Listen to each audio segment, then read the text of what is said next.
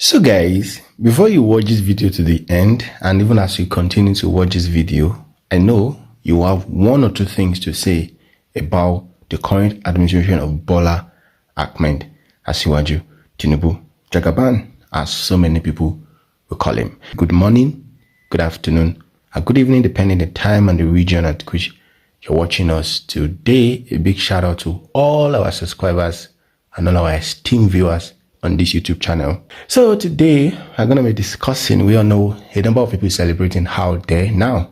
Backward, just take it backward to 2023. A number of election was conducted in this country. Some state governors conducted the election, some senators, some House of Rep members, and even the big election in the eyes of everybody, the presidential election. We have several candidates that came out. Time will not actually permit me to actually begin to, mention their names and say a lot of things about each of those candidates that came out during the 2023 presidential election. But I will just mention a few out of them. We have Atiku from PDP. We have Labour Party actually brought out Mr. Peter Obi, and APC flag bearer Bola Ahmed Asiwaju Tinubu. And at the end of the day, I was actually declared the winner of that election. You understand? But I keep saying that a number of Nigerians out there still have it in mind that Bola Ahmed Tinubu is not their president. The election was changed, Beavers was twist off, a number of compromised and all of that. Yes, we know the debate at this point in time is about the electoral reforms ahead of the 2027 presidential election. So guys, Peter Obi has always been the man in the forefront. A number of people believe is the Moses that we need in this country. A number of people believe is the current Messiah that we need. We've been seeing a lot of things happening back and forth, several reactions, several things has been happening since that 2023 presidential election, because many people believed, if not for all the compromise, by now, Peter Obi should be the one sitting in Aso Rock and governing Nigeria as the president. But he has actually made us understand some things, that he's not desperate to become president. He just wants to see Nigeria work. Yeah, it's 2 years of Bola Ahmed Tinubu as the president of the Federal Republic of Nigeria, and Nigerians are still asking the question, where exactly is Bola Ahmed Tinubu taking us to as a president? So those are some of the things we're going to be engaging into this video. Obidient are happy, all Nigerians are happy, because come 2027, they can't wait to have Peter Obi as a president. Although some see this as a dream that can never come true, because they believe Peter Obi can never defeat Bola Ahmed Tinubu. I've been saying in some of my videos, and I will keep repeating it, do not give up in Nigeria. There are a lot of things happening that we're not happy at the moment, but let's not give up in Nigeria. Nigeria has a future, and with you and I, we can bring back the lost glory of this country. So guys, watch the rest of the video, and this is the video I have for you today. Both the video and the transcripts of the interview in the original Hausa and English translation, it is evident that at no point did the former vice president expressly state, suggest, or even imply that he intends to step down for anyone. And I'd like to read some tweets now. This is from 64, who wrote right here, just a quick reminder, sir, by 2027, you will be 80 years. My advice is please keep the money you want to waste again for campaign for your children and grandchildren. And I'll take another tweet here. Atiku wrote, he has no consciousness of age. At age 80, what level of capacity can a man possibly have to fix a nation like Nigeria? That's the question. Ayo, are you listening? And then finally, another Twitter user, Chris, posted on X, wrote, what many Nigerians do not understand about Oga is that while others see the presidential race as a sprint, Oga sees it as a marathon. Oga takes inspiration from President Paul Biya.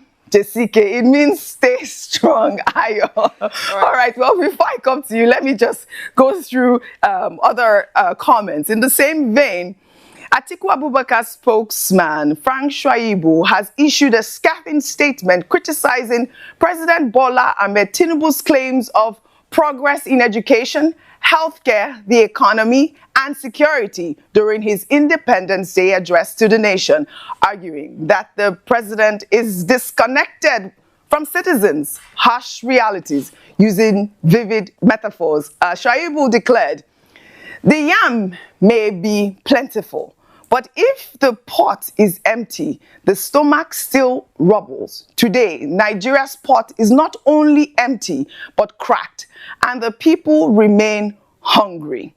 On education, Shuaibu argued that many pupils still learn under harsh conditions while teachers struggle with poor salaries, stating, "A man who builds many huts without roof has only built shade for goats." Very plenty metaphors, Frank Shuaibu. Well, regarding healthcare, Shuaibu noted that Nigerians still provide candles, syringes, and drugs before receiving treatment in hospitals.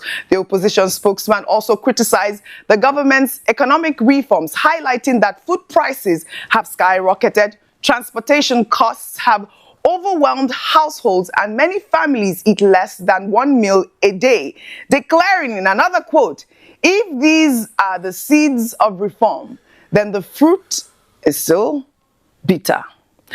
Well, on security, Shuaibu pointed to the recent killing of a Rice TV journalist, Somtochukwu Maduago, in an Abuja robbery incident, stating, "A farmer cannot boast. The bush is cleared while weeds still choke his yam." Well, Shuaibu challenged the administration's claims of disbursing billions to poor households, noting that citizens haven't felt the impact. He said, "If the yam has truly cooked, neighbors would perceive the aroma." Right. Well, he also highlighted the plight of Nigerian youths who, instead of thriving, are forced to sell sachet water or ride motorcycles for survival, declaring, "You cannot tell a child to dream big while you steal the mat he sleeps on." Shuaibu urged the government to reflect honestly on the state of the country, suggesting that anniversaries should be moments of sober reflection rather than self-praise, concluding, "Nigeria is 65 years old, but our leaders still serve promises as though we are meals." And you know that Frank Shuaibu, Ayo Rufai, Dr. Abati, is very good with this sort of metaphors. But, you know, most of the things that he said, I mean, a lot of Nigerians can agree with that, right? Yes, absolutely. Ayo, okay, go let ahead. me just start. I'm sure that from Tinubu's camp, one person in particular would have a proverb in retaliation, because it's about Kokoro Tonje for, you know, he would have something to say to him. Maybe it would be proverbs for proverbs in terms of response. But, you know, on another note, let me just talk about very quickly, first of all, going to the age question and the comments that came around former Vice President Atiku Abubakar saying that he's too old. I don't think, well, when it comes to age, there's nothing around a cap on the age of the person who wants to run for the presidency according to the constitution. So he's well within his rights. If we compare the frontier of democracy front runners, we have, you know, Donald Trump is 79 years old. He's going to be 80 next year. Joe Biden, who had contested in the last US elections, is currently, I think he's 82, and he's going to, so he's going to be 83 later on this year. So what we have been calling for, yes, is competence and also physical, virality. So is it physically fit in terms of a doctor's report? You know, we've often talked about any candidate being bold enough to present to Nigerians a status of fitness of health, so that you know that when you're in office, you have both the mental and physical capacity to lead a diverse nation and a young population like Nigeria. Competence is what we've been asking for. And that's why we often say as well that when it comes to campaign season, let's campaign on ideas. What do you have for the Nigerian people, so that people can make a decision as to whom they want to elect, come election season? Alhaji Atiku Abubakar has been good in that, sharing ideas of what he would do differently from this administration. One of which is that in recent times he had said that he had proposed a phased out approach to the removal of fuel subsidy. It's ideas we want to banter with. It's ideas we want to bring to the table, whether it be him, Peter Obi, President Goodluck Jonathan, anyone at all. It's competence above, all these other things, whether ethnicity, religious background, or even age. What we want to see is competence. And now in terms of all the lastly, on the state of the economy, Frank Shaibu told no lies. A number of things he said, he was able to prove that indeed, when it comes to education, healthcare, and the like, security, we haven't yet gotten to the promised land yet as a nation. However, President Tinubu also said that we've turned the corner, and so we've gone through labor pains. It's now time to enjoy the birth or the beautiful fruit of what will have happened. So what Nigerians are now waiting for is the actualization and the impact on the ordinary people on these reforms he has made. He has 2 more years to prove to the Nigerian people. COP election 2027, I hope we will banter on ideas, and whoever would be elected would be someone who is good for the nation and to move forward the nation. Fantastic. Rufai, go ahead. And I hope that, for what it's worth, in 2027 elections, some people will have the temerity to even come and attend the debates in the first place. Because it's so easy for people to talk, but they don't like to attend debates, to debate their ideas. At least Atiku Abubakar attended debates. At least Atiku Abubakar, that they're not talking, that some people are pushing the agenda that is quite too old. At least we have never had a reason to dispute his age. But there are many people that will dispute their age in this country. And we just, fritter around hypocrisy of the highest order. You see, this propaganda that somebody is too old, is too this and everything. The truth is, what we are looking for, like Ayo said rightly, is the best ideas on the table. Be it an old man or a young man that could bring the best ideas to be able to change the order of things. When people make arguments about young people, have we not seen young people run states in this country? Didn't they fail woefully? Sure. The person that after he became governor is telling State House Assembly members, Makuru Maga, is he not a young person? Was that person not one of the youngest governors in this country? And at the same time, we've seen young people, the likes of Donald Duke, that did very well. So it's not about the age range. It's about the capacity of an individual himself. Right. Is the individual a good person or a bad person? But you see, the problem with Nigeria is that we have a way of bringing in rogues. People that their age is in dispute. People that certificate is in dispute. All sorts of matters around them. That's the people we bring into leadership. And that's why this country is not moving forward. All right. And that's why Frank Shaibu said all the things he said. How will a country move forward when you have people that, yes, we celebrate good part, like we celebrated Lagos today, we celebrated the returning of all, but collectively, on the terms of leadership, we see gaps. And when we see these gaps, and I remember expressly yesterday you stated, Ojin, that he said it's only when the person wins the primaries. So those are going to spin narrative, they should continue. Okay, very clearly. Look, the major issue here is that the Nigerian constitution is very clear about eligibility. It does not give you a limit as to what age you can qualify for the presidency of Nigeria. Other conditions are properly spelled out there. You must not be a criminal, you must be a Nigerian citizen. It doesn't say if you are 75 years old or 80 years old, you cannot run for the presidency of Nigeria. After all, in neighboring Cameroon, Paul Biya, who is 92 going to become 93, is still in the race, and he's the oldest monarch. Yeah, he's a monarch. That's what he is in the world, and he's still saying he wants to die in office. Mutharika in Malawi, who just came back as president, he's 85. Now, what is important is not about the physical age; it's about the age of your ideas.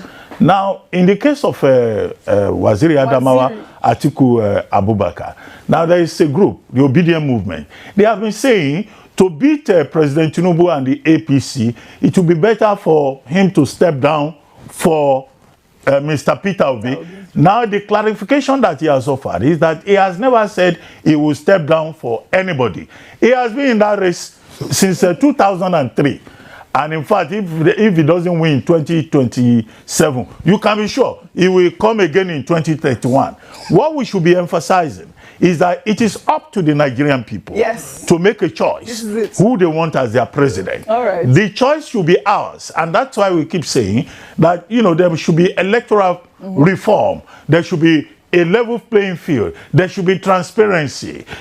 And it's good that he has said, if he loses the ADC primaries, he will support whoever wins. That will mean he behaving as a good party, loyal party member. Yeah. As for Frank Shaibu, I think he wrote that piece, rejoined that to President Tinubu in a fit of hunger. He must have been hungry.